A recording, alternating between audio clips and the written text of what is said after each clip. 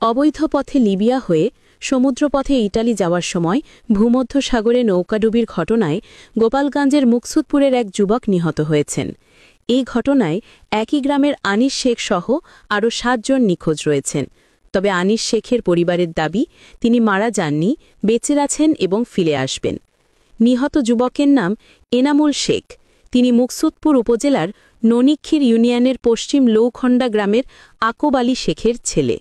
অন্যদিকে যার বেঁচে থাকার দাবি করছে পরিবার, তিনি হলেন একই গ্রামের মেম্বর জাহিদ শেখের ছেলে আনিস শেখ। আনিস শেখের স্বজনরা আরও জানান, তারা এখনও কোনো দুঃসংবাদ বিশ্বাস করতে চান না।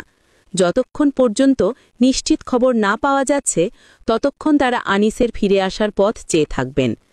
স্বপ্নের ইউরোপ এখন যেন এক মরণ ফাঁদ। প্রশ্ন জাগে, আর কত প্রাণ গেলে থামবে এই অবৈধ যাত্রা? ইতালির রঙিন জীবনের আশায় আর কত যুবককে ভূমধ্যসাগরের নোনা জলে ভাসতে হবে? ২১ লাখ টাকা খরচ করে ভাগ্য ফেরাতে গিয়ে উল্টো লাশ হয়ে ফেরার এই দৃশ্য আর দেখতে চায় না এলাকাবাসী। দালাল চক্রের প্রলোভনে পড়ে আর যেন কোনো মায়ের বুক খালি না হয়, এমনটাই এখন সবার দাবি।